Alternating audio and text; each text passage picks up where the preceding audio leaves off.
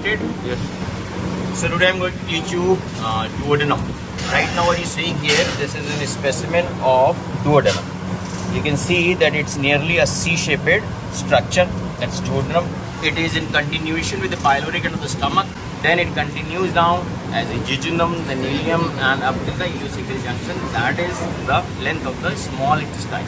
If you see from proximal to distal, the small intestine, the diameter keeps decreasing. So that means duodenum is the widest portion of the small intestine. Another thing is that duodenum is a fixed portion of the small intestine. It's retroperitoneum and jejunum, ileum are carrying a mesentery, so they're mobile. I'll tell you, duodenum although has most proximal and the most distal portion of the duodenum, that means the first part and the fourth part, the terminal portion, they are also peritoneal covered, so they are also mobile. Now why is this duodenum fixed? Why is this duodenum, first of all, is an C-shaped thing, and why is it fixed? Because the gastric contents which are being drained into the duodenum, they have to be mixed with the biliary juices and the pancreatic juices for all the digestive process to be carried out with the alkaline and acidic media. There's a neutralization happening and the emulsification because of the bile. So that's why the contents to be mixed up has to be sluggish and has to be slowed down. So that's why this duodenum takes a C-shaped course. Especially what I'm talking is the third part of duodenum, which is nearly an horizontal thing. So contents will stay there, and the more of digestion takes place in stomach and duodenum, and gradually digestion also diminishes. What increases distally is the absorption. Absorption keeps continuing even till the large intestine. So that's why, because narrowing of the lumen, if you see the ileocecal junction, ileum there, that's very narrow. The more the narrow the tube becomes, the more of absorption can happen, because the fluids will rub against the wall of the intestine, right? There are so many other factors which also increase the surface area for absorption. One thing, as you know, is the loops of the small intestine, that if you see the length of the small intestine is around 6 meters. Then further there are transverse mucosal fold. Actually those transverse are actually, when you see in a circumferential manner, then it's a circular folds. Proud the length of the mucosa. Those are called plica secularis, also called walls of Kerckring. These walls of Kerckring are taller in height and more densely placed in the duodenum than in the jejunum. And again, from proximal to distal, if we go, the length of these walls will keep decreasing and the density also will keep decreasing. These mucosal folds are fixed mucosal folds. If you stretch it, they will not disappear. And these mucosal folds you will not see in the terminal portion of the ileum. So one factor was this, walls of Kerckring. Then over to these walls of Kerckring, and in the entire mucosa you find a lot amount of finger-like projections. Those are called the intestinal villi. These are just visible to the naked eye, around in millimeters. These villi increase the surface area of absorption by about 8 times. And again, the length and density of the villi also keeps decreasing from proximal to distal. Another thing is about microvilli. Now on to the luminal surface of these mucosal epithelium, the cells, the lining, the cytoplasm, the cell membrane of this mucosal epithelium, they give out those finger-like projections. Those are cellular level, microvilli. Right? They also again increase the surface area for absorption. Because now we have to focus here on the duodenum, about jejunum and ileum. We have these roots of the small intestine placed here. We will talk about jejunum and ileum next time. Right now we talk about the duodenum. So this is nearly a C-shaped organ, proximal portion of the small intestine. And what fits here in this C-shaped thing? What is lying here? It's the head of the pancreas, head and neck of the pancreas, including the uncinate process. That occupies this position, and because of that, this has a C-shaped loop. Okay. Then why is it called duodenum? Duodecadactylos. That's a Greek term which has been corrupted actually. So duodecadactylos means 12 digits, 12 fingers. So 12 fingers means like 4 and 4, and you again place a 4. इधर लगाओ 4. ये हो गई 4. Got it now? ये 12 fingers. That much is the length of duodenum. Now measuring के हिसाब से तो duodenum की लेंथ कितनी है? 25 सेंटीमीटर. 25 सेंटीमीटर. इसको हम इंचेस में बोलेंगे तो 10 इंच होगा. 2.5 सेंटीमीटर 2.5 सेंटीमीटर तो 1 inch. So 10 inches. What other organs you know is of 25 centimeters? Esophagus, stomach, duodenum, ureter. Then we'll talk about its location. On the surface, you see first of all it's nearly a midline structure. Just because it has 4 parts and this hinting loop that the second part is more here. So somewhat on the right side, but it's nearly a midline structure, duodenum. And the vertebral level now.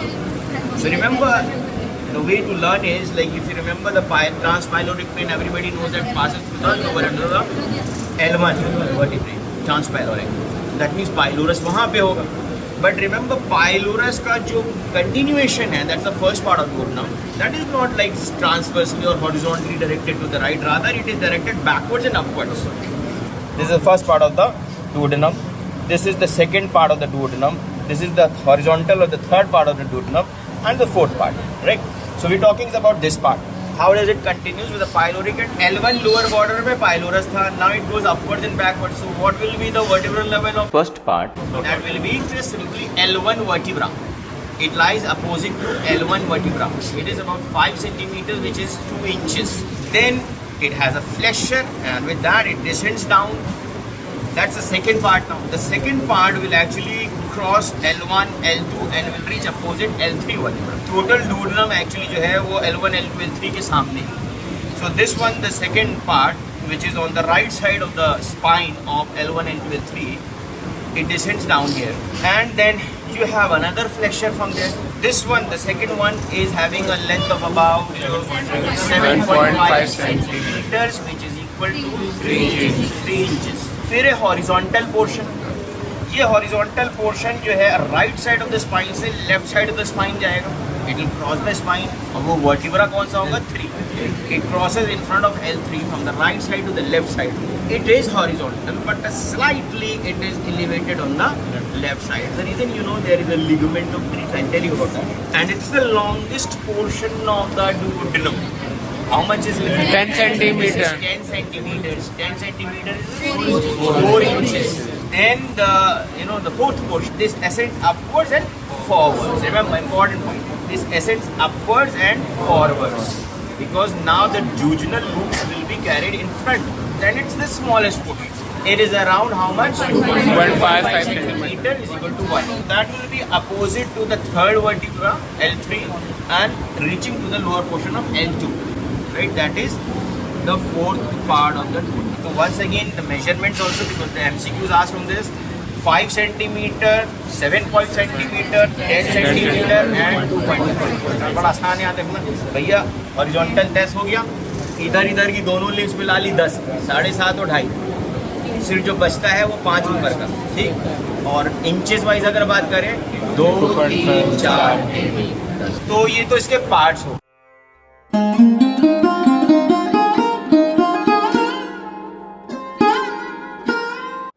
जब parts हम बताते हैं, diagram आते हैं, तो सबसे बड़ी चीज़ होती है रिलेशंस ही एनाटमी का सबसे अप्लाइड पोर्शन है. टॉकिंग अबाउट विसरा, चूँकि सर्जरी करनी है, लेप्रोटमी करनी है, लैप्रोस्कोपी करनी है, या हमको रेडियोग्राफिक इमेजेस देखने हैं, CT MRI देखने हैं, तो हमें रिलेशंस ही पता चलते हैं. अगर रेडियोलॉजी देखना तो ब्लैक एंड वाइट दिखाई देगा. सर्जरी करेंगे तो live structures are not so colourful as you see in your text books. तो इसलिए वहाँ पे हेल्प आता है आपकी लर्निंग एबिलिटीज कि आपने देखा, समझा, डिसेक्शन करके यू गॉट टू नो कि what lies on the right, left, anterior, posterior, superior, inferior, right. So relations of the viscera very important. And यहाँ पे 2 तरह के रिलेशन डिस्कस होते हैं, एक पेरिटोनियल, एक विसरल. तो पहले बात करते हैं पेरिटोनियल रिलेशन. तो डुओडेनम ऐसे रखा हुआ है, ठीक है. यहाँ पे बीच में स्पाइन है, ठीक, L1, L2, L3, और ये राइट साइड में है, ये लेफ्ट साइड में इधर पहुंच रहा है. नाउ इमेजिन कि all this is placed here. You place a इसके ऊपर हमने एक चादर डाल दी, शीट डाल दी. We create a sheet here, and that sheet actually which covers all this is the parietal peritoneum. Remember again one thing. This is not a primarily a retroperitoneal structure. It was being developed within the mesentery, dorsal mesentery. Actually देखा जाए तो इसमें ventral mesentery भी थी और अभी उसका rudimentary form भी है. मतलब it persists because part of the duodenum is derived from the foregut and part of the duodenum derived from the midgut. And foregut has both ventral and a dorsal mesentery. लेकिन midgut और hindgut में सिर्फ dorsal mesentery है. तो duodenum में upper portion में दोनों mesentery थी. ठीक, duodenum का जो upper portion है, the portion of the duodenum being derived from the foregut is the first part and the upper half of the second part. Again, after being derived from the mesentery, when there's a lot of rotation and embryological changes in the development of the GIT, so some parts of the viscera, the mesentery get reabsorbed behind. Again, the mesentery actually merges with the parietal peritoneum, and that viscera is brought behind again.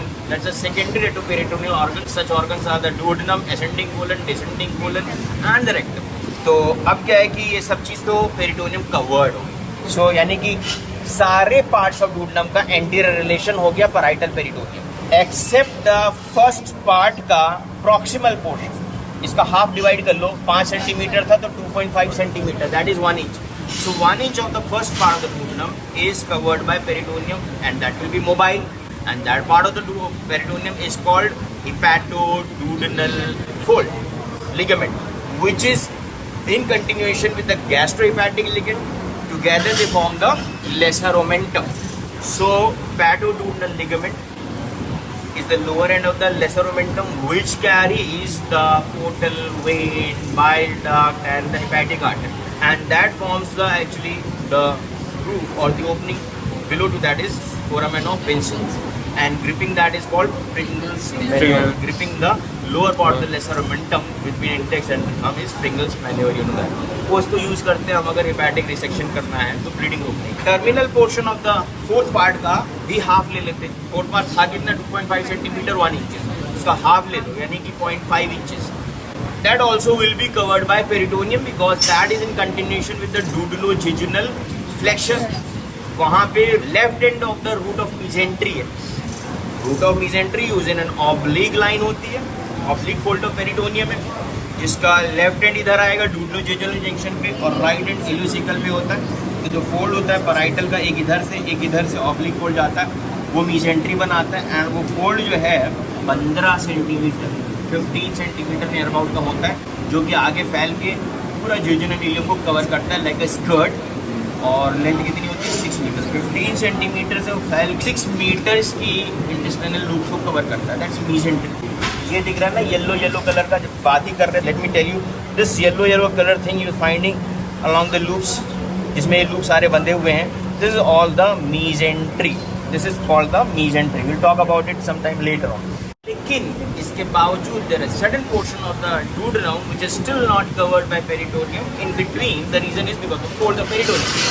So third part of the duodenum, as I told you, यहाँ से duodenojejunal junction है, यहाँ से oblique fold of mesentery जाता है इल्यूसिकल की. So that fold of mesentery, the root of the mesentery actually passes in front of the third part and will also carry the superior mesenteric vessels. So that will lie here. So वहाँ से ऐसे fold गया. So this portion of the third portion of the duodenum will also not be in direct relation with the peritoneum. Similarly, now look here. अब ये है second part. इधर इसके अंदर था pancreas. You know there was a pancreas and head and neck of the pancreas, and pancreas has a tapering body and a tail. The tail reaches to this spleen, hilum spleen. It's slightly oblique line. So in front of the pancreas, along the longitudinal axis of the pancreas, there is the root of transverse mesocolon, and the right end of the transverse mesocolon lies here in front of the second part of the duodenum, and the left end of the transverse mesocolon lies in front of the tail of pancreas. So transverse mesocolon is not horizontal line, it is oblique line, slightly elevated on the left side. That's why hepatic flexure is at a lower end and the splenic flexure of the transverse colon is at a higher end. Splenic flexure का elevation जो होता है वहाँ पे एक ligament होता है which merges with the diaphragm. क्या कहते हैं इसको? अच्छा, फ्रीनिकोकोलिक लिगामेंट, फ्रीनिकोकोलिक, तो उसको उठा के रखना है left side, and that phrenicocolic ligament also forms the big support for the spleen, spleen also rest over to that, ठीक है। तो स्प्लीन का एक सपोर्ट मिल जाता है फ्रीनिकोकोलिक लिगामेंट। सेकेंड पार्ट में भी anteriorly that part will be not covered by peritoneum because of the root of transverse mesocolon. Now we talk about the visceral relation. Visceral relation first part का बहुत important है, ठीक। तो first part का visceral relation अगर हम आगे देखें एंटीरियरली यहाँ पे, तो क्या होगा, there will be a liver placed here, liver रखा है, तो लिवर ऐसे रखा होगा, लिवर का इंफीरियर सरफेस पे नीचे एक लोब होता है, वो इसके आगे आ जाएगा, दैट विल क्वाड्रेट लोब, और liver will be just in anterior. थोड़ा सा देखा जाए तो गॉल ब्लैडर भी आएगा इसके एंटीरियर रिलेशन में आ जाएगा। पीछे की बात करें पोस्टीरियरली, तो पोस्टीरियरली तुम्हें पता है कि यहाँ पे पेनक्रियास होता है, head pancreas goes like this and curves like this. So in between यहाँ पे सुपीरियर मेसेंट्रिक वेन अंदर जाती है and splenic when runs behind the pancreas, both of superior mesenteric vein, splenic vein, they join to form a portal vein, and that is happening behind the neck of pancreas, and it's being embraced by the neck of pancreas. So that portal vein will ascend up behind here, यहाँ से इसके पीछे से निकल के आएगी। portal vein is like this, ठीक है। portal vein goes like this behind the first part of the duodenum, और क्या पीछे से जाएगा, गैस्ट्रोडुडेनल आर्टरी। गैस्ट्रोडुडेनल आर्टरी क्या है, this is the branch from the common hepatic artery. Common hepatic artery किसकी ब्रांच है, सीलियक ट्रंक। सीलियक ट्रंक से common hepatic that runs here along the upper border of the first part of the duodenum, तो उससे पहले भी एक artery देती है, that artery supplies blood to the first part of the duodenum, and it is special artery that's called the supraduodenal artery of Wilkie. Then after that it descends down behind the first part of the duodenum, and that is gastroduodenal artery. Gastroduodenal artery will be in posterior relation to the first part of the duodenum. Although that will further down will split into two branches, the superior pancreaticoduodenal, which splits on the anterior and posterior surface of the second part of the duodenum. उसके बाद after giving this gastroduodenal artery, now this common hepatic artery will be called proper hepatic artery. इस proper hepatic artery की फिर एक branch निकलेगी, and that will be called right gastric artery. Right gastric artery नीचे जाएगी, and you know lesser momentum of the that was bridging with the gap between stomach and first part of duodenum to the liver, because वो peritoneal folds है। तो right gastric artery lower portion से अंदर जाएगी पीछे से, because arteries are actually retroperitoneal, ये पीछे वाली फोल्ड से अंदर आएगी। सिमिलरली लेफ्ट गैस्ट्रिक आर्टरी पहले असेंड करती है फिर इंटर करती है, ठीक है, लेसर मोमेंटम में along the lesser curvature, because the vessels have to be in between the two folds of peritoneum, and they were actually rising retroperitoneally. तो पहले ऊपर से पीछे से ऊपर जाके अंदर इंटर करेगी lesser omentum, left gastric artery, और राइट गैस्ट्रिक आर्टरी पीछे जाएगी पोस्टीरियर फोल्ड के पैराइटल पेरिटोनियम के, और फिर वो नीचे से जाके जो उसका लोअर पोर्शन होगा लेसर मोमेंटम का वहाँ से इंटर। तो both right and left gastric arteries they run along the lesser curvature of the stomach and they supply mainly the stomach on its lesser curvature, but remember that right gastric artery will also gives few branches to the first part of the duodenum। और क्या relation होता है, bile duct first part of duodenum के पीछे से आती है, और फिर वो यहाँ पे जब बिल्कुल inner curvature of the duodenum पे आ जाएगी तो head of pancreas, body of pancreas में there is a long duct within the parenchyma of the pancreas, that is called major pancreatic duct. Major pancreatic duct जहाँ खुलेगी उसके साथ में खुलेगी bile duct onto the second part inner curvature. We have right now not opened this inner surface of the duodenum. I'll cut open and then expose it, and I'll show you how it looks from inside. Then remember actually pancreatic ducts में crossing होती है। There was a minor pancreatic duct जो uncinate process से आते हुए ऊपर आके drain होती है, that is called duct of Santorini. Duct of Santorini. First part के posterior relations हो गए, 3 हो गए, क्या क्या बताए, portal vein, gastroduodenal artery and bile. अब बात करते हैं सुपीरियर में, भाई वही आर्टरी है, यहाँ superior duodenal artery, supraduodenal artery Wilkie वो अपर बॉर्डर पे चल रही है। Posterosuperiorly find is foramen of Winslow. What lies below to this first part will be the head of pancreas. ठीक, अब हम सेकंड पार्ट पे ध्यान देते हैं। सेकंड पार्ट के पेरिटोनियल रिलेशंस बता दिए।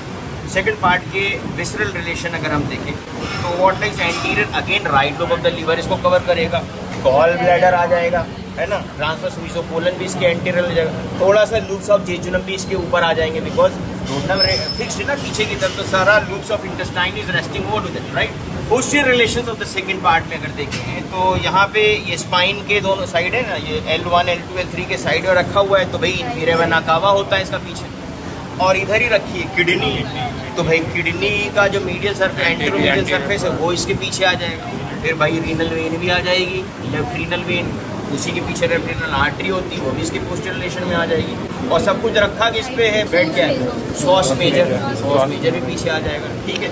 तो ये हो गए इसके पोस्टीरियर रिलेशन मेनली। अब यूरेटर भी आ जाएगा, सीधी सी बात है, जब किडनी है इधर तो राइट यूरेटर भी आ जाएगा पोस्टीरियर रिलेशन। मीडियल रिलेशन फिर वही हेड ऑफ द पेनक्रियाज लिख देना उठा के, ठीक है। राइट साइड में क्या होगा, लीवर का राइट लोब होगा, जोजेनम एलियम के लूप्स भी मिल जाएंगे। थर्ड पार्ट पे ध्यान देते हैं। Third part is the longest nearly a horizontally placed portion. There was a fold of mesentery passing from here. Now let's talk about the anterior relation. What passes here in the root of mesentery is the superior mesenteric artery. Superior mesenteric artery was actually arising from the abdominal aorta. This is abdominal aorta, you can see. We'll talk about this later on. This is the celiac trunk, superior mesenteric, inferior mesenteric, gonadal and renal arteries. We'll talk about all these branches later on. Right now I'm telling you is the superior mesenteric artery, L1 के level पे निकल रही है. So it will dip down here. पीछे से आगे आती है. It crosses the third part of the duodenum anteriorly. और खाली यही नहीं है, इसके साथ क्या है, superior mesenteric vein भी है, ठीक है, वो भी पेनक्रियास के नीचे चली जाएगी, पोर्टल वेन बना लेगी स्प्लीनिक वेन के साथ जोड़ के। तो superior mesenteric artery इसके एंटीरियर रिलेशन में है रूट ऑफ द mesentery के नीचे। इससे क्या होता है, कभी कभार compression of the third part of duodenum भी हो जाता है, लूप्स को दबा देती है, यही एक मेन है। अदरवाइज क्या है, transverse colon and loops of jejunum वो सब इसके ऊपर रखा होगा, एंटीरियर रिलेशन में वो भी आ जाएगा। पोस्टीरियर रिलेशन की बात करते हैं, क्योंकि ये मिड लाइन को क्रॉस कर रही है राइट टू लेफ्ट, तो भैया L3 वर्टिब्रा तो इसके पीछे रखा है एकदम, राइट साइड में IVC, लेफ्ट साइड में एब्डोमिनल ऑर्टा वो भी रखा होगा इसके पीछे, ठीक। सुपीरियर मेसेंट्रिक आर्टरी तो इसके आगे से निकल जाएगी। अब क्या है कि L3 अभी बताया ना, L3 लेवल पे ये निकलती है mid line, that is inferior mesenteric artery. Inferior mesenteric artery इसी के पीछे से अराइज करेगी, that will be in immediate posterior relation of the third part of the gonadal arteries, you know, they arise opposite to L2 vertebral level, ठीक है। L2 vertebral level से दोनों gonadal निकलते हैं, तो गोनाडल आर्टरीज भी इसके पीछे चली जाएंगी, और सब कुछ रखा कि इस पे है सॉस मेजर है, तो सॉस मेजर भी आएगी इसके पोस्टीरियर रिलेशन। पोस्टीरियर रिलेशन हो गया तो भाई सुपीरियर रिलेशन थर्ड पार्ट का क्या होगा, head of pancreas, uncinate process of pancreas भी आ जाएगा, नीचे की तरफ वही सारे IVC और L4 आ जाएगा, लेकिन लूप्स ऑफ इंटेस्टाइन तो एंटीरियर है, बट इंफीरियर रिलेशन में भी लूप्स ऑफ जेजुनम होंगे। फोर्थ पार्ट की बात करें, जैसे कि बताया था कि fourth part the smallest part 2.5 centimetre और 1 inch, and furthermore it is not vertical, it is directed upwards and forwards, और इसका भी terminal portion, terminal half is covered by peritoneum. तो ये जो फोर्थ पार्ट है इसके रिलेशंस की बात करें तो आगे तो जूजनम आ जाएगा एंटीरियर। पोस्टीरियर रिलेशन में भाई एब्डोमिनल आर्टा, सिंपैथेटिक वीडेड चेन भी आ जाएगी, रीनल वेसल्स भी होंगी और इंफीरियर मेसेंट्रिक वेन भी होगी, ठीक। Those will be in its posterior relation fourth part। अब इम्पोर्टेंट पॉइंट ये है कि जो ये फोर्थ पार्ट ऊपर उठा हुआ है वो किसकी वजह से, fibromuscular band, also called ligament of Treats. That ligament of Treats actually is the fibers arising from the right crus of diaphragm. The right crus of the diaphragm से कुछ fibers नीचे जाते हैं, they blend or they merge with the third part as well, not only the fourth। अच्छा, ये triangular सा ligament, तो इसके अपर 1/3 में स्केलेटल मसल फाइबर्स हैं, क्योंकि वो कंटिन्यूएशन है तो the right to the diaphragm का। मिडिल पोर्शन में इसमें क्या है, इलास्टिक फाइबर्स हैं, और लोअर पोर्शन में स्मूथ मसल फाइबर, ये खास बात है इसकी। तो इसका जो पर्पस था वो ये था कि इसको होल्ड अप करके रखना है, लेकिन कभी कभार ये भी हुआ है कि ये लिगामेंट ऑफ ट्रीट्स जो है it's not flat and triangular, it might be a few fibres reaching directly to the fourth part. अगर सिर्फ फोर्थ पार्ट पे जाएगा तो सिर्फ फोर्थ पार्ट में यू कैन सी एक लूप है, उसको आप एक धागे से उठाओगे तो वहाँ पे आ जाएगा kinking, narrowing, right. So that can be a cause of obstruction fourth part में If the ligament of treats is a narrow band, it will cause kinking. Important ये है कि fourth part is also related to paraduodenal recesses. Because ये यहाँ से निकलेगा, peritoneum के बाहर आ रहा है ना, terminal portion of the fourth part. अब ये बाहर आएगा, जूजिनम से कंटिन्यू होगा, और वो जूजिनम मेसेंट्रिक कवर्ड ऑर्गन है, तो वहाँ से मेसेंट्री उठ रही है। तो उस जगह पे जो ओपनिंग है यहाँ पे, उसके साइड्स में इधर इधर नीचे ऊपर what happens is the parietal peritoneum sinks inside. So इधर आ जाएगा रेट्रोडूडनल रिसेस, इधर आ जाएगा paraduodenal recess, superior duodenal recess, inferior duodenal recess, ठीक है, पेनक्रियाटिकोडूडनल रिसेस, बहुत सारी रिसेसेस छोटे छोटे बन जाते हैं। इसमें सबसे इम्पोर्टेंट है फोर्थ पार्ट ऑफ डूडनम से रिलेटेड, कौन सा? Paraduodenal recess. Why is it so important paraduodenal recess? क्योंकि ये जो रिसेस है, पहली बात तो है ये रिसेसेस की एक और क्लिनिकल पॉइंट ये है, जैसे कि फोरामेन ऑफ विंस्लो बताया था, एपिप्लोइक फोरामेन में भी internal hernias are very common in these sides. Foramen of Winslow में सबसे ज़्यादा कॉमन है। उसके बाद क्या है, यहाँ पे जो पैराडूडनल रिसेस है, क्योंकि फोर्थ पार्ट जो है बाहर निकल रहा है, यही अंदर खींच सकता है, तो fourth part is also common for herniation, internal hernia, ये अंदर आ जाएगा। अब इस इंटरनल हर्निया को जब हम सर्जिकली ऑपरेट है, लैप्रोस्कोपिकली इसको क्लियर कराएंगे, तो नॉर्मली लोग क्या करते हैं कि सर्जन्स की पैराडूडनल का जो मार्जिन है उस पर निक लगा सकते हैं। तो पैराडूडनल रिसेस का जो मार्जिन है, within that margin is actually the inferior mesenteric vein. So inferior mesenteric vein runs along the margin of the paraduodenal recess. So that has to be taken care while releasing the internal hernia due to this fourth part of the jejunal loops can also move inside. तो जब हम इसको release करेंगे hernia को, we have to take care कि पैराडूडनल recess के वो margin को कट ना कर दें, वरना inferior mesenteric vein कट जाए। Ascending branch of left colic artery. Cut जाने से बचाना है। Talk about is the blood supply.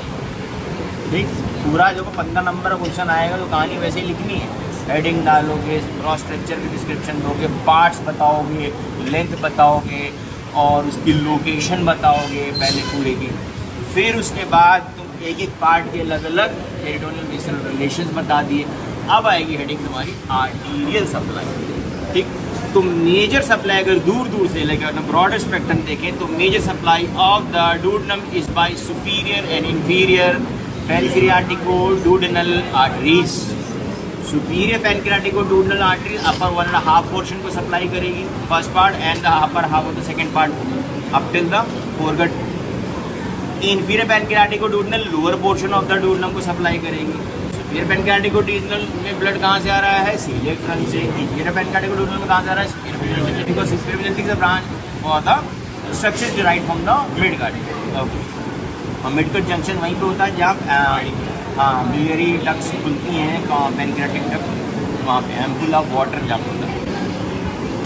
तो that was about the blood supply. लेकिन इसके अलावा there are other accessories arteries also, जैसे कि फर्स्ट पार्ट के बारे में मैंने बताया था.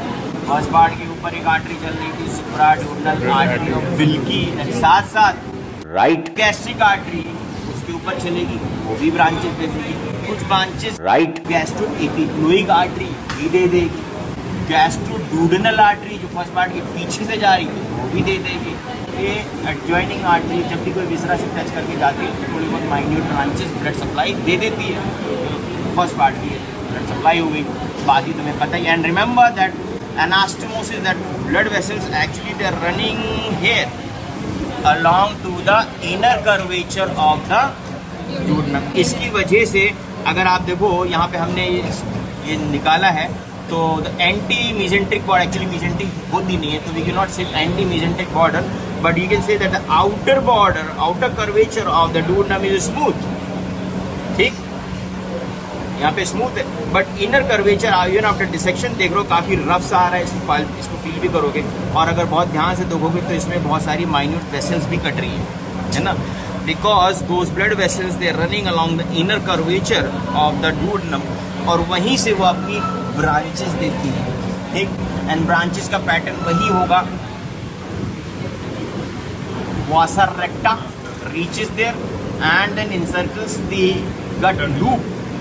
circumferentially on one side, then the other vasa recta reaches and encircles on the opposite side, not at the same level, and they are resting on the musculature covered by the visceral Peritoneum. That means the blood vessels are running between the serosa and the muscular layers, and within that it gives its minor branches which perforate those muscular layer, and then there will be again a plexus in the submucosa to give minute branches to those Brunner's glands and other different glands, crypts of Liverpool and all, बहुत सारे glands भी होते हैं इसमें। जितना भी है सब कुछ परफ्यूजन सब म्यूकोसा से होता है। ब्लड मेन सप्लाई जो ब्लड आर्टेरियल सप्लाई जाती है वो जाती है सीरोसा एंड मस्कुलर के बीच में। Got it?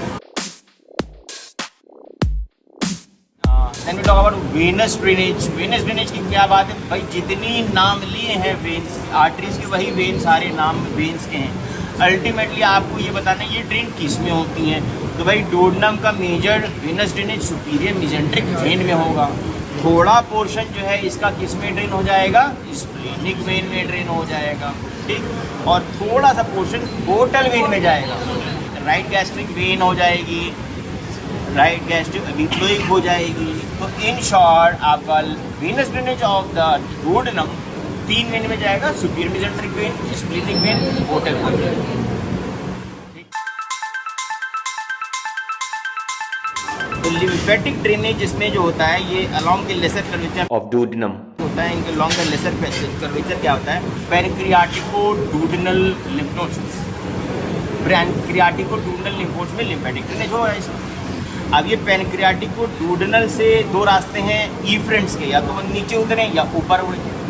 जो ऊपर आएंगे वो पाइलोरिक में भी जा सकते हैं, hepatic group of lymph nodes में जा सकते हैं, और अल्टीमेटली वो सब सीलियक ग्रुप में जाएगा, और सीलियक से भी इंटेस्टिनल लिम्फ ट्रंक जाएगा और वो सिस्टर्ना काइली में ड्रेन हो जाएगा। कुछ इफ्रेंट्स जो हैं पैनक्रियाटिको डूडनल ग्रुप से नीचे जाएंगे मतलब superior mesenteric group of lymph nodes में जाएंगे, superior mesenteric group of lymph nodes में जाएंगे। हो सकता है कुछ inferior mesenteric group of lymph nodes में चले आना, जो काफ़ी नीचे होगा।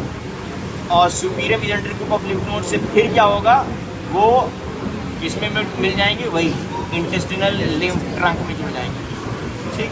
अल्टीमेटली सिस्टर्ना काइली में पहुंच जाएंगे।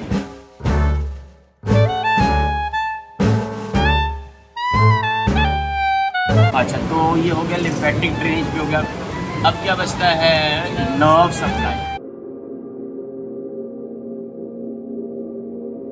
नर्व सप्लाई तो भैया ऑटोनॉमिक नर्व सप्लाई करती है विसरा को, इतना सबको क्लियर है। तो मैं इसमें क्या होता है सिंपैथेटिक एंड पैरासिम्पैथेटिक के बताना है। तो सिंपैथेटिक जो होता है ये ग्रेटर स्प्लैंक्टिक नर्व के लोअर फाइबर जैसे 9, 10, 11 एक्चुअली क्या है बहुत क्लियर कट नहीं आ पाता है, बुक्स में हमेशा वेरिएशंस मिलेगा इसमें। क्योंकि क्या है सुपीरियर स्प्लैंक्टिक इंफीरियर स्प्लैंक्टिक दोनों क्रस ऑफ द डायफ्राम को परफोरेट करके आते हैं और सीलिक प्लेक्सस बनाते हैं। सुपीरियर आती है T5, 6, 7, 8, 9 स्पाइनल सेगमेंट से, और 10 and 11 जो है वो बनाती है लेसर स्प्लैंक्टिक, और 12th वाली डायफ्राम के नीचे होती है, दैट इज लीस्ट स्प्लैंक्टिक और रीनल नर्व।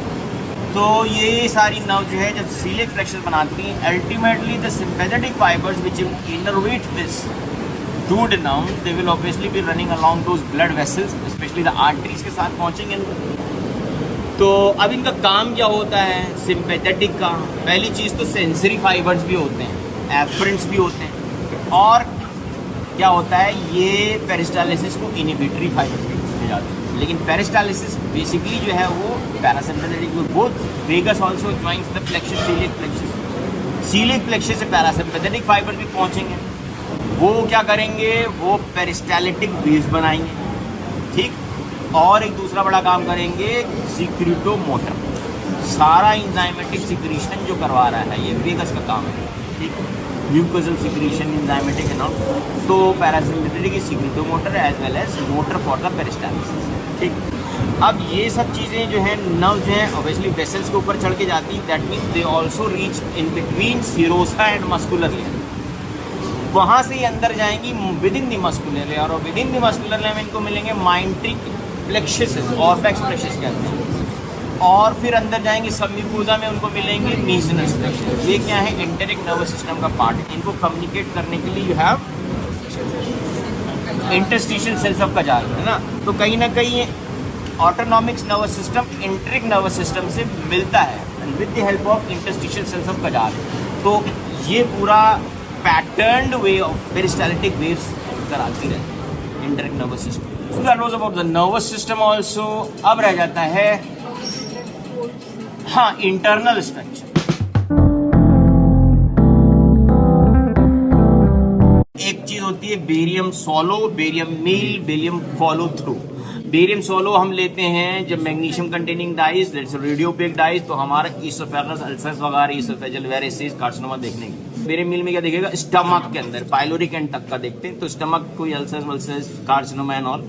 तो बेरियम मील के ही दौरान आपको डूडनम के फर्स्ट पार्ट में ओपेसिटी नजर आएगी because of the diet trickles down and reaches the first part of the duodenum. तो वो एक कैप जैसी चीज दिखती है, बस उसको डूडनल कैप कहते हैं। ठीक है, तो ये बेरियम मील की खास बात है कि आप बेरियम मील व्यू देखोगे एक्सरे में तो पाइलोरिक के आगे एक कैप दिखेगा, दैट्स कॉल्ड डूडनल कैप। ठीक, ये बात हो गई। अब हमें डूडनम और स्मॉल इंटेस्टाइन चेक करनी तो बेरियम मील फॉलो थ्रू कराते हैं। ठीक है, यानी कि after giving a time for gastric emptying उसके बाद कराएंगे। अब बात आती है पेप्टिक अल्सर्स। तो भैया ऐसा है, जब हम स्टमक पढ़ा रहे थे तभी बताया था गैस्ट्रिक अल्सर्स और पाइलोरिक अल्सर्स। हाइपोस्थेनिक पर्सन जो होते हैं, लंबे पतले लोग, उनमें गैस्ट्रिक अल्सर्स ज़्यादा होता है और gastric ulcer around the lesser curvature of the stomach होता है ज़्यादा। अच्छा, पेप्टिक अल्सर्स को ही डूडनल अल्सर्स क्यों बोलते हैं? क्योंकि पेप्टिक अल्सर्स ज़्यादातर डूडनम में मिलते हैं फर्स्ट पार्ट में। तो peptic ulcers means enzymatic action ज़्यादा होगा। तो ये देखा गया है कि peptic ulcers not only found in the duodenum और the lower portion of the stomach but also found outside, other portions just like Meckel's diverticulum. Meckel's diverticulum में भी पेप्टिक अल्सर्स मिलते हैं। अच्छा, peptic ulcers has been associated with the blood group also. Which blood group? O।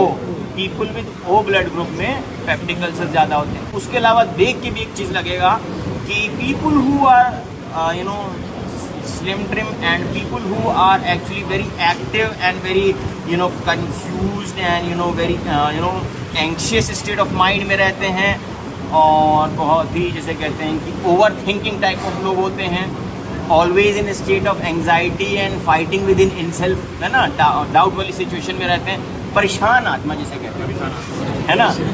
तो वैसे लोगों में peptic ulcer ज़्यादा पाए जाते हैं। ठीक, अच्छा, पेप्टिक अल्सर्स की एक और ख़ास बात याद आई। अक्सर पेशेंट बताता है कि खाना खा लेते हैं तो आराम मिल जाता है और खाना जब नहीं होता है तभी दर्द होता है। ये लोग भूखे पेट में ज़्यादा दर्द होगा। So remember now, peptic ulcers is relieved by eating food. ठीक, on an empty stomach there will be more of burning pain, है ना, क्योंकि एम्प्टी स्टमक में इधर एक बार खाना खा लिया तो HCl अपना काम कर लिया, इधर शुरू हो जाता है, स्टमक में इन्वॉल्व होता है। Remember, while you are not eating, while you are empty stomach, तो पेप्टिक अल्सर्स में पेन शुरू हो जाता है, खाना खाने से रिलीव हो जाता है। ये भी एक आपको जो क्लिनिकल नोट्स मिलते हैं ना, अगर उसमें ये पॉइंट लिखा है the person feels relieved after eating, तो मतलब पेप्टिक अल्सर की बात हो रही है। वो गैस्ट्रिक अल्सर्स में होगा, गैस्ट्रिक अल्सर में पेन ज़्यादा होगा खाना खाने के बाद। ठीक है, रिमेंबर पेप्टिक अल्सर्स का most common side is first part of the duodenum. उसके बाद दूसरी चीज़ है डाइवर्टिकुलोसिस। वैसे तो ये lower portion of the intestine में भी ज़्यादा कॉमन है, लेकिन इधर डुओडेनम में अलोंग द लेसर कर्वेचर, जहाँ से मैंने बताया था ना सुपीरियर इंफीरियर पेनक्रियाटिक और duodenal artery they run along here, यहाँ पे एनास्टोमोसिस होता है। तो जहाँ पे ये पेपिल ये खुल रही है ना, CBD और पेनक्रियाटिक डक्ट्स, यहाँ पे एनास्टोमोसिस होता है। तो ब्लड वेसल जब इधर से आती है, जहाँ से वो अंदर जाती है, उन्हीं जगहों से बलूनिंग हो सकती है, छोटी छोटी सी, not a very big of course. तो माइनर छोटे छोटे से diverticulosis is also related to the second part. Third part is related to compression. अब कंप्रेशन तो वो कहीं भी हो सकता है, तीनों पार्ट में हो सकता है, इधर सेकेंड थर्ड फोर्थ में। सेकेंड का कंप्रेशन कब हो सकता है? Sometimes if you studied about the development of pancreas, you will be taught कि the body and uncinate process of the pancreas are actually embracing the portal vein. Actually, normally the head, neck and the uncinate process, they are embracing the portal vein. But in case of anomalous pancreas, that is called annular pancreas. तो annular pancreas इसके पीछे से जाएगा, and it actually will encircle the second part of the duodenum. जकड़ लेगा ऐसे करके. So there will be an annular pancreas surrounding to the second part of the duodenum. Obviously that will cause compression, obstruction of the second part. Third part का compression क्यों हो रहा है? There was superior mesenteric artery, vein, they were also passing in front of it. तो उससे भी compression आ सकता है third part का. फोर्थ पार्ट का जो कंप्रेशन आएगा वो किसकी वजह से आएगा? Ligament of Treitz. If it's not a broad triangular ligament, it's a thin ligament, तो वो फोर्थ पार्ट को भी कंप्रेस कर सकता है. तीनों पार्ट का कंप्रेशन इंपॉर्टेंट हो गया. किसका? हाँ, कंप्रेशन अगर जैसे कह रहे हो hepatomegaly actually much of the liver is anterior to this. ये पीछे तो श्वास मेजर पे रखा है ना. आगे का पोर्शन जब बढ़ेगा तो तुम्हारा कहने का मतलब क्वाड्रेट लोब इसको दबाएगा. पीछे से तो कुछ है नहीं, आगे से दबाएगा, बट आगे भी इसमें बीच में गैप आ जाता है क्योंकि लेसर मोमेंटम जा रहा है. प्लस क्या है कि पोर्टा हिपैटिस है, गॉल ब्लैडर है, and there is some little space here between the liver and the duodenum. ठीक, तो हो सकता है कहने को तो लॉन्ग टाइम जिसे कहते हैं इन्वॉल्वमेंट जब होगा हिपैटोमेगाली, उससे पहले पोर्टल हाइपरटेंशन भी तो हो जाएगा, बहुत कुछ हो सकता है. फोर्थ पार्ट से भैया वो पैराडुओडेनल रीसेस वाला बता दिया, इंटरनल हार्निया से. हर पार्ट की कुछ ना कुछ सिग्निफिकेंस है क्लिनिकल. फर्स्ट पार्ट में तुम्हें बताना है peptic ulcer, duodenal cap, 2 point. Second पे बताना है diverticulosis and compression because of annular pancreas. Third part compression because of superior mesenteric वेसिस. फोर्थ पार्ट में compression because of ligament of Treitz and internal hernia and paraduodenal recess and inferior mesenteric vein को बचाना है hernia release करने में. ठीक, अब हम इसका इंटरनल स्ट्रक्चर देखेंगे. अब हम इसका इंटरनल स्ट्रक्चर देखेंगे और इंटरनल स्ट्रक्चर देखने के लिए हम इसको along the outer curvature incision लगाएंगे. क्यों लगाएंगे आउटर कर्वेचर?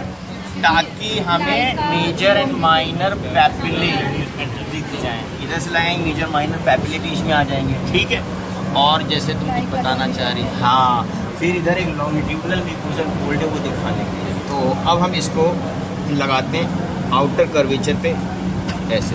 ठीक है, आउटर कर्वेचर के लॉन्ग, तो ऐसे पकड़ लो, प्रखर ऐसे उठा लो हाथ में. हाँ, अब ऐसे. So we cutting it along the outer curvature of the duodenum so as to see the inside of the duodenum. ऐसे था, देखो, this was like this was like this. ठीक है, हमने आउटर कर्वेचर इंसिजन लगा दिया और ये पूरी चीज हमने ऐसे खोल ली है. So we've opened it up and now what you're seeing is this thing अंदर की तरफ. अभी एक बार और खोलो अच्छे से. अभी थोड़ा सा अंदर का ना वो है ना. हाँ,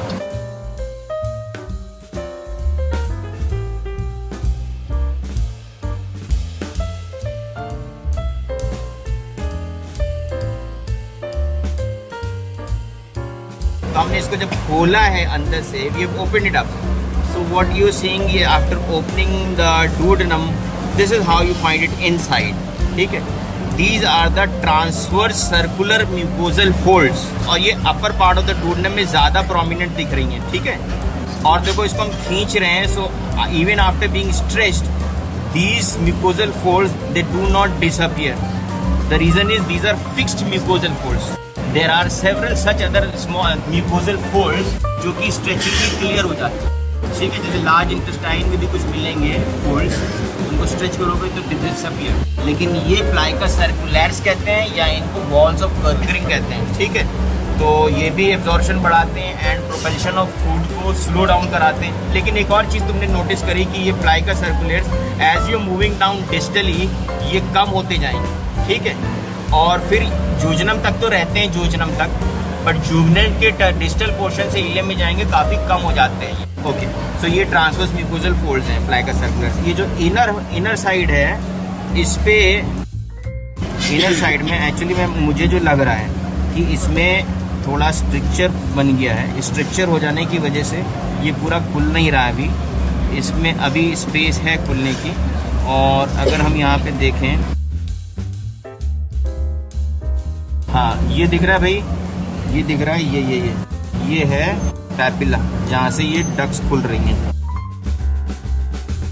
यहीं पे है ये नीचे से। हाँ यहाँ पे है ये, अब पता नहीं है तुम्हारे को दिख पाएगा कि नहीं कैमरे में, यहाँ पे दिख रहा है, ठीक है, है ना, पॉइंट कर दो। हाँ ये पॉइंट है, ठीक है, देखो दिख रहा है। अब मैंने इसको थोड़ा सा दबाया भी है, ये पॉइंट है, ये पॉइंट है, ठीक है। That point actually is the major duodenal papilla, जहाँ पे ये देखो ये लेसर कर्वेचर था ना, ये देखो ये जो है ना, ये this is bile duct and pancreatic duct together reaching out. तो pancreatic duct is within parenchyma of the pancreas, लेकिन चूंकि पेनक्रियाज हट चुका है यहाँ से, तो अगर इस पे भी ध्यान से देखो तो ये दिख रहा है, कैन यू सी दिस, ये है बाइल डक्ट, ये बाइल डक्ट है जो नीचे जा रही है इसमें, इसी के through, this is bile duct, ये वाला portion, this is bile duct. और साथ में चूंकि हेड ऑफ पेनक्रियाज यहीं पे होता है, तो with in the parenchyma of the pancreas आती है मेजर पेनक्रियाटिक डक्ट, तो दोनों ही यहाँ पे जोड़ते हैं। एक्चुअली पेनक्रियाज प्रॉपरली हटा नहीं, थोड़ा सा इसका